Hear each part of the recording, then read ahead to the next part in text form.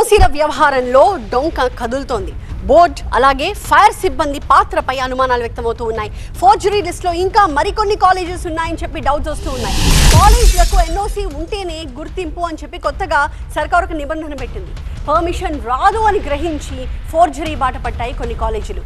Hydraa commissioner Ranganath సంతకాన్ని forgery చేసి big scam కి పాల్పడ్డాయి. నకిలీ ఫైర్ ఎన్ఓసీల్ని సృష్టించాయి 8 ప్రైవేట్ కాలేజీలు. ఈ ఫైర్ ఎన్ఓసీ పేరుతో ఇంటర్మీడియట్ బోర్డుకి డాక్యుమెంట్స్ ని కూడా సబ్మిట్ చేశాయి ఆ కాలేజీలు. అయితే అనుమానంతో ఆరా తీస్తే అప్పుడు ఈ నకిలీ ఫైర్ ఎన్ఓసీల వ్యవహారం అంతా బయటకు వచ్చింది.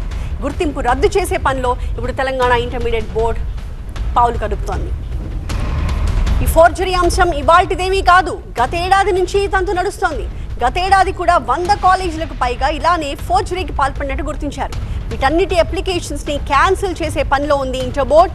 లేటెస్ట్ ఫోర్జరీ అంశం కూడా ఫిబ్రవరిలోనే తెరపైకి వచ్చింది. ఈ ఏడాది ఫిబ్రవరి 26న హైడ్రాకి కంప్లైంట్ వెళ్ళింది. కమిషనర్ నుంచి ఏప్రిల్ 29న మరొక అధికారిక లేఖ కూడా విడుదలైంది. ఈ నెల 4న హైడ్రా అసెట్ ప్రొటెక్షన్ ఏజెన్సీ కార్యాలయం ఫిర్యాదుతో ఈ వ్యవహారం వెలుగులోకి వచ్చింది.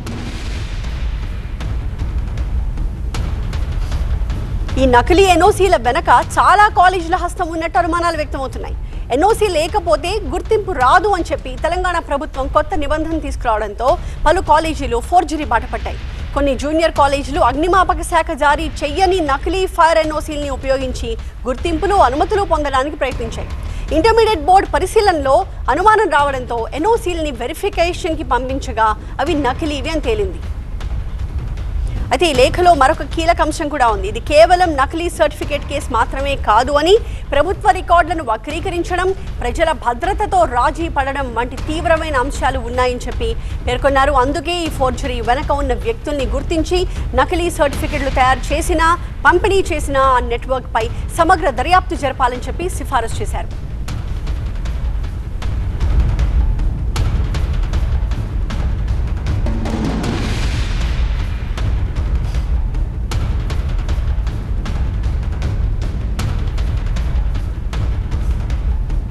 మా ప్రతినిధి ప్రణీత మనకి లైవ్ లో కనిపిస్తూ ఉన్నారు. ప్రణీత, ప్రస్తుతం 8 కాలేజీలను మాట్లాడుకుంటూ ఉన్నాం. అది కూడా ఇది ఇప్పుడు మొదలైన వ్యవహారం కాదు, ఇప్పుడు బయటకు వచ్చిన విషయం కాదు. లాస్ట్ ఇయర్ కూడా ఇలానే జరిగిందని చెప్తూ ఉన్నారు. మరి లేటెస్ట్ గా బయటకు వచ్చిన కాలేజెస్ లిస్ట్ లో ఇంకొన్ని కాలేజీల పేర్లు కూడా యాడ్ అయ్యే అవకాశాలు ఉన్నాయా? మొత్తంగా పూర్తిగా అన్నిటినీ వెరిఫై చేసే ఆలోచనలో ఉందా ఫైర్ డిపార్ట్మెంట్, ఇంటర్మీడియట్ బోర్డ్? ఖచ్చితంగా ఆ దిశగా చర్యలు ప్రారంభమయ్యాయి. ఒకవైపు ఫైర్ డిపార్ట్మెంట్, రెండో వైపు Hydraa and third intermediate board. So ఈ 3 డిపార్ట్మెంట్స్కి సంబంధించి అసలు ఈ తరహాలో ఎన్ని కాలేజెస్ ఫేక్ ఎన్ఓసీలను సబ్మిట్ చేసి తమ కాలేజీలకి అఫిలియేషన్ పొందుతున్నారు అనేటువంటిది ఇప్పుడు అధికారులు దర్యాప్తు చేయనున్నారు. ఇప్పుడు మొత్తం బాల్ అంతా కూడా పోలీసుల వరకు వచ్చింది కాబట్టి ఫర్దర్గా పోలీసులు ఈ కేసుని దర్యాప్తు చేయబోతున్నారు. అసలు ఈ ఎన్ఓసీస్ని ఎవరు క్రియేట్ చేస్తున్నారు, ఈ తరహాలో ఒక ఆఫీసర్, ఒక ఐజీ స్థాయి అధికారి సంతకాన్ని ఫోర్జరీ చేస్తున్నారంటే దీని వెనకాల ఏదైనా నకిలీ డాక్యుమెంట్స్ సృష్టించేటువంటి ముఠా హస్తం ఏమన్నా ఉందా, లేదంటే ఇంటర్నల్గా కొన్ని డిపార్ట్మెంట్స్కి సంబంధించినటువంటి అధికారులు లైక్ ఫైర్లో ఉన్నటువంటి కొంతమంది కింది స్థాయి అధికారులు ఏమన్నా ఈ తరహా చర్యలకు పాల్పడుతున్నారా అనేటువంటిది ఇప్పుడు ఫర్దర్గా పోలీసుల దర్యాప్తులో బయటపడనుంది. సో కేవలం ఇప్పుడు పోలీస్ కంప్లైంట్ ఇచ్చారు, కానీ లాస్ట్ ఇయర్ కూడా ఇదే రీతిలో దాదాపు 100కు పైగా కాలేజీలు ఇదే రీతిలో నకిలీ ఎన్ఓసీస్ని ఇంటర్మీడియట్ బోర్డుకి సబ్మిట్ చేసినట్లు అధికారుల దర్యాప్తులో బయటపడింది.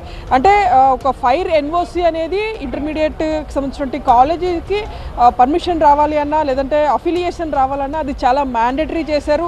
సో ఈ తరహాలో ఎన్ఓసీ కోసం ప్రయత్నిస్తే దానికి చాలా స్ట్రిక్ట్ ప్రొసీజర్స్ ఉన్నటువంటి నేపథ్యంలో చాలా వాటికి ఆ ఎన్ఓసీస్ని రిజెక్ట్ చేసినటువంటి సందర్భాలు ఉన్నాయి. సో అట్లాంటి రిజెక్ట్ చేసేటువంటి టైంలోనే ఇట్లాంటి ఫేక్ ఎన్ఓసీలు పుట్టుకొస్తున్నాయనేటువంటిది ప్రాథమికంగా అధికారులు గుర్తించారు.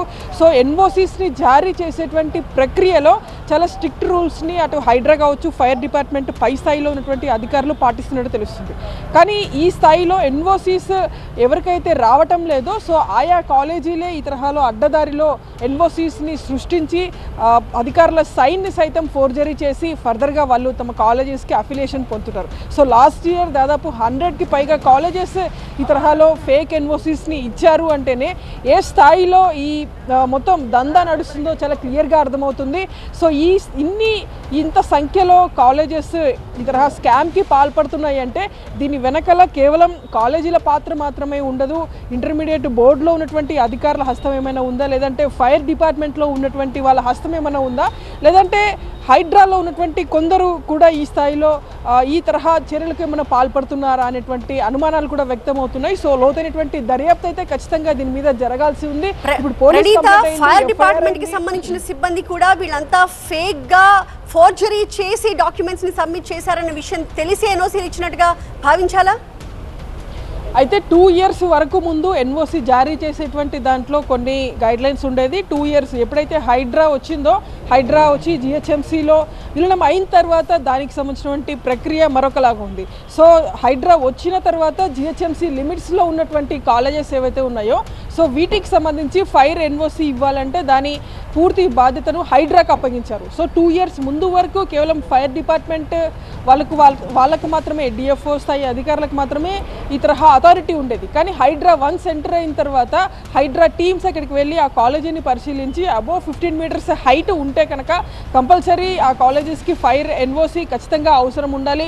వాళ్ళు ఇంటర్మీడియట్ బోర్డుకి ఆ పర్మిషన్ కోసం వెళ్ళి అప్లై చేసినటువంటి టైంలో కూడా ఎన్ఓసి చాలా మ్యాండేటరీ చేశారు. సో దాన్ని క్యాష్ చేసుకునేందుకు కొందరు ఈ తరహాలో ఫేక్ ఎన్ఓసిస్ని తెర మీద తీసుకొచ్చి వాళ్ళు ఇంటర్మీడియట్ బోర్డు మీద సబ్మిట్ చేసి తరహాలో ఫేక్ పర్మిషన్స్ని వాళ్ళు పొందుతున్నట్టు తెలుస్తుంది. సో పోలీసుల దర్యాప్తులో ఎవరి పాత్ర ఇందులో ఉంది అనేటువంటిది చూడాల్సి.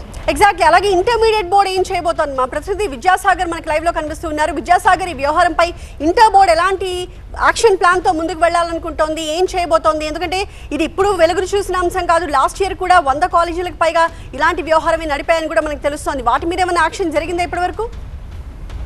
ఎస్, మీరు చెప్పినట్టుగానే గత ఏడాది 100కు పైగా కాలేజీలు ఈ అఫిలియేషన్ ప్రక్రియకు సంబంధించి నకిలీ పత్రాలను సమర్పించడంతో ఆ కాలేజీల మీద సీరియస్ అయింది. ఇప్పుడు జరుగుతున్నటువంటి తతంగం మీద కూడా రాష్ట్ర ప్రభుత్వం, ముఖ్యంగా విద్యాశాఖ చాలా సీరియస్గా ఉంది. ఇలాంటి చర్యలను ఉపేక్షించలేదు. ఆ కాలేజీలకు భారీగా జరిమానాలు వేసేందుకు సిద్ధమైనట్లుగా తెలుస్తుంది. ఎందుకంటే ఇప్పటికే దాదాపు ఏదైతే 350 కాలేజీలకు ఇప్పటికీ కూడా ఈ ఏడాది 2026-27 విద్యా సంవత్సరానికి ఇంకా అఫిలియేషన్ ఇంటర్ బోర్డు నుంచి రాలేదంటే పరిస్థితి ఏ విధంగా ఉందో అర్థం చేసుకోవచ్చు. ఆ కాలేజీల్లో ఫైర్ ఎన్ఓసి లేకపోవడం కావచ్చు, మౌలిక వసతుల కల్పన, ఇన్ఫ్రాస్ట్రక్చర్ కావచ్చు, ల్యాబ్లు సరిగా లేకపోవడం కావచ్చు, ఇలాంటి సర్వత్రా అంశాల విషయంలో ఇంకా అఫిలియేషన్ రానిటువంటి 350 కాలేజీలు ఉంటే ఇప్పుడు ఇందులో ఈ నకిలీ ఫేక్ ఎన్ఓసీలను తీసుకొచ్చి అఫిలియేషన్ తీసుకుంటున్న వాటి మీద కఠినమైనటువంటి చర్యలు తీసుకోవాలన్న దిశగానే విద్యాశాఖ కసరత్తు చేస్తుంది. ప్రస్తుతం ఇంటర్ బోర్డు కార్యదర్శి అభిలాష అభినవ్ కూడా దీని మీద కాసేపట్లోనే ప్రకటన విడుదల చేస్తామని చెప్పారు. అఫీషియల్గా మాట్లాడేందుకు నిరాకరించినప్పటికీ కూడా దీని మీద విద్యాశాఖ ఉన్నతాధికారులతో సంప్రదించి ఏ విధమైనటువంటి చర్యలు తీసుకోవాలన్నది ఈరోజు సాయంత్రం వరకు కూడా ఇంటర్ బోర్డు నుంచి ఒక ప్రకటన వెలువడే అవకాశం ఉంది. గతంలో కూడా ఇదే తరహాలో ఫైర్ ఎన్ఓసీలకు సంబంధించి తప్పుడు ధ్రువపత్రాలను సమర్పిస్తున్నారన్నటువంటి అంశాన్ని హైడ్రా నుంచి ఇంటర్ బోర్డుకు రావడం, అక్కడ తనిఖీలు చేసిన తర్వాత దాదాపు 100 కాలేజీలకు ₹1 కోటి పైగా ఫైన్, అంటే 1,00,000 నుంచి 10 లక్షల వరకు కూడా ఒక్కొక్క కాలేజీకి జరిమానా విధించారు. విద్యార్థుల భవిష్యత్తును దృష్టిలో పెట్టుకుని ఆ కాలేజీలకు సీరియస్ వార్నింగ్ ఇవ్వడంతో పాటు నెక్స్ట్ అకాడమిక్ ఇయర్కి పర్మిషన్ ఇవ్వబోము, సరైన పత్రాలు ఇవ్వాలి, అదేవిధంగా ఎన్ఓసి కూడా తీసుకురావాలన్నటువంటి డిమాండ్లు విధించారు. కానీ ఇంకా కూడా కొన్ని విద్యా సంస్థలు కావచ్చు, ముఖ్యంగా జూనియర్ కాలేజీలు చేస్తున్నటువంటి ఈ ఫేక్ ఎన్ఓసీల మీద ఎట్టి పరిస్థితుల్లో ఉక్కుపాదం మోపుదాము, డెఫినెట్గా ఆ కాలేజీలకు లాస్ట్ ఫైనల్ వార్నింగ్ ఇచ్చేటువంటి అవకాశం కూడా కనిపిస్తుంది. అదే తరహాలో విద్యార్థులకు దాదాపు ప్రస్తుతం బయటకు వచ్చింది కొన్ని కాలేజీలు అయినప్పటికీ కూడా ఇంటర్ బోర్డు అఫిలియేషన్ తనిఖీల్లో మాత్రం ఇంకా 350 కాలేజీలు సరైనటువంటి ధ్రువపత్రాలను సమర్పించాల్సి ఉంది. అప్పటి వరకు కూడా ఈ ప్రక్రియ కొనసాగుతుంది. కాబట్టి డెఫినెట్గా ఇంటర్ కాలేజీలో జరిగేటువంటి ఇలాంటి చర్యల మీద కఠిన చర్యలు తీసుకుంటామంటూ ఇంటర్ బోర్డు హెచ్చరికలు జారీ చేస్తుంది. Right, thank you Vidyasagar.